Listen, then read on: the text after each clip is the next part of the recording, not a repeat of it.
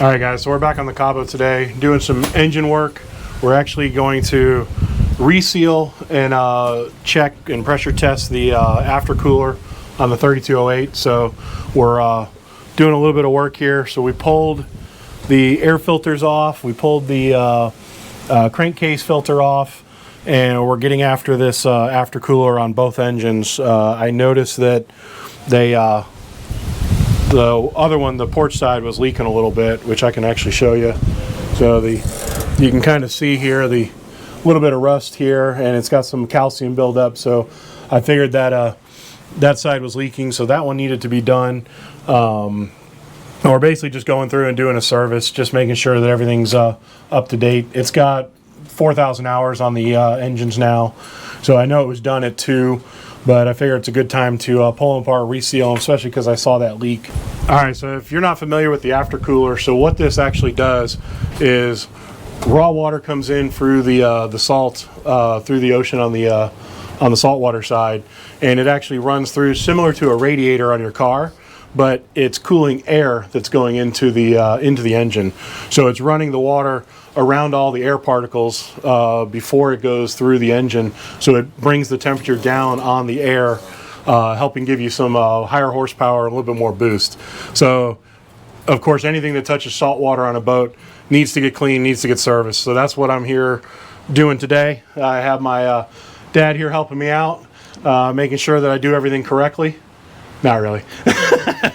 But so what I basically did is we took the air filter off, all the housing. We took the hose that goes to the crankcase filter, just really to get that out of the way.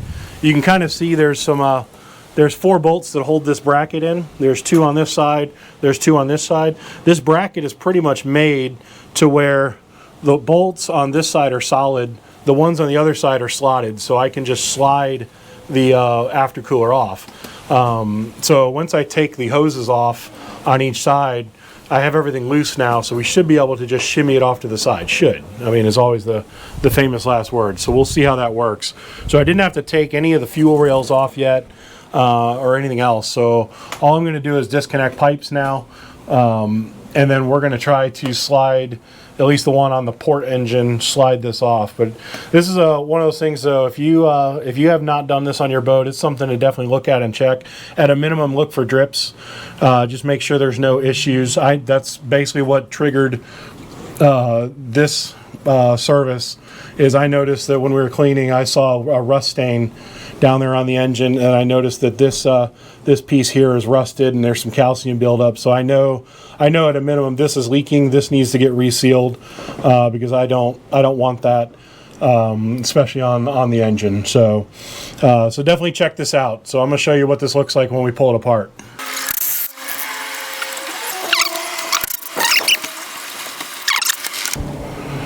So you can see I just pulled the seals off of this one. And you can see there's some rust building up, so it definitely was time after, I think it was 2,000 hours or 1,000. I think it was 1,000 hours is when I'm doing it. So it's also I'm doing it because I have never done it before. I've owned the boat now for 5 years, and I don't. They always tell you when the last service has been done, but unless you do it yourself, you really don't know. So I wanted to make sure that I pulled it apart on my schedule and got it done. Hey guys, so if you do get anything from this video, do me a favor, give me a thumbs up. But the instructions are very basic and they really don't tell you much. This is the Caterpillar raw water aftercooler inlet and inlet manifold. So all it is disconnect the 2 tubes and plug the openings immediately. So it's really not very helpful, but I just got to get the 2 tubes off, and then we can move into the next steps. Enough for sure. Hopefully the other one's good too. Yep. All right, so what we got here is there's 4 bolts holding this thing down, and actually I'm going to show you on this other engine. So there's 2 right here. These bolts have to come all the way out, and then there's 2 on this side, which these don't have to come all the way out. There's actually a track, so you can slide it out. So, and then there's also, there's actually 4 bolts. So there's 2 down here and then 2 down here. So there's total of 8 total on this. So 4 on this piece, and then 4 over here holding it on that side, and then the hoses. So make sure you pull those out. They were just basic hand tools. Didn't have to use anything crazy. Used the torque wrench. Used a 9/16 I think open end, whatever, ratcheting wrench. That was the easiest way to come out. They really wasn't too bad pulling those out. Now we'll see. This piece has been on here for a while, so we'll see how easy this is going to be to lift off and remove. I know they say in the manual to use an engine hoist. We do not have an engine hoist. I have this guy right here and myself. We'll see how that works.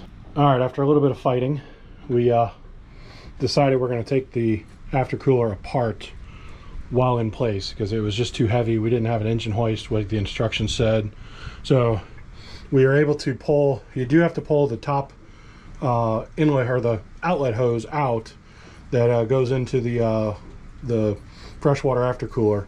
But once you do get that out, it's all one solid piece inside. So, and then you have your gasket. It looks like we actually cracked our gasket when we were pulling it, but not a big deal because we're replacing this. So this is what it will look like inside. So you pull your gasket out.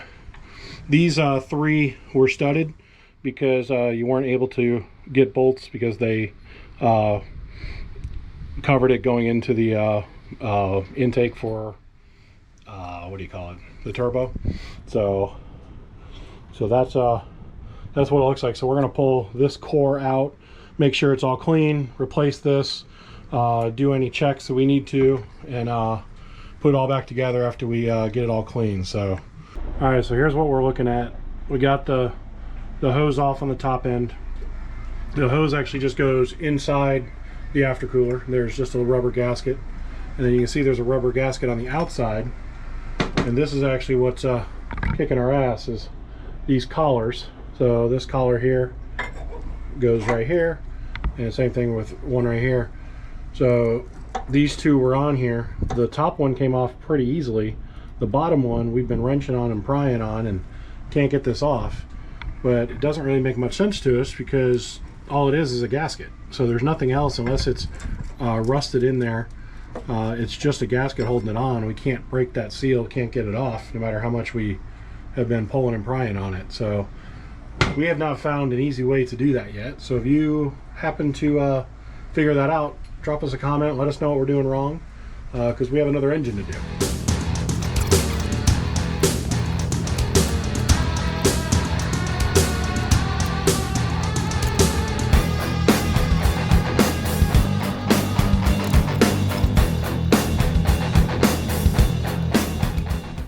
All right, don't do what I did.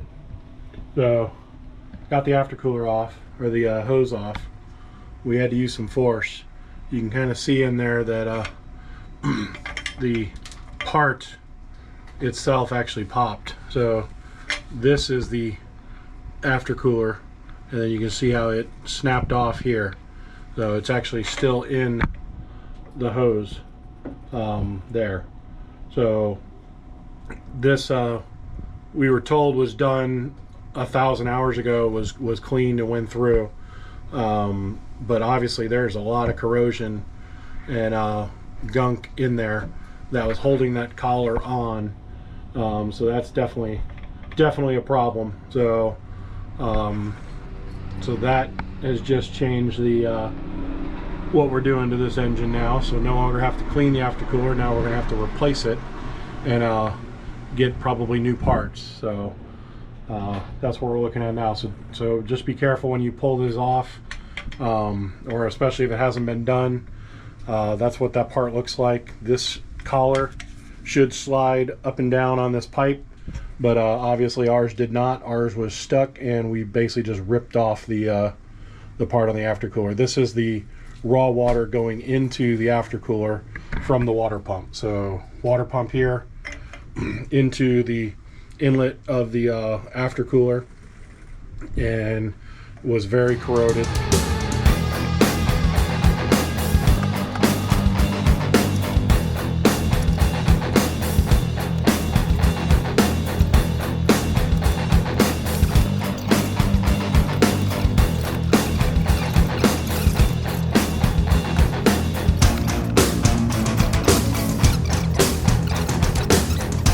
inside of the here's the inside of the aftercooler. So you can see there's definitely a lot of oil residue in here, which is definitely a problem. So what we're thinking is that I got some oil in the outlet for the turbo.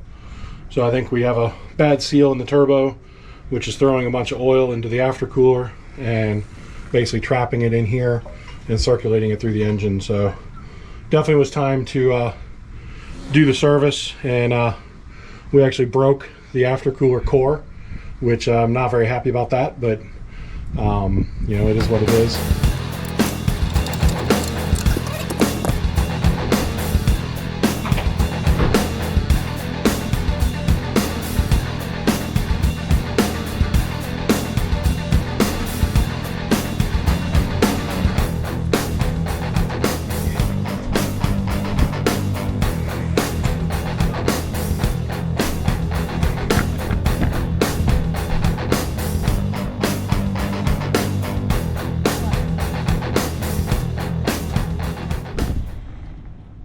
Alright, so finally got the aftercooler off.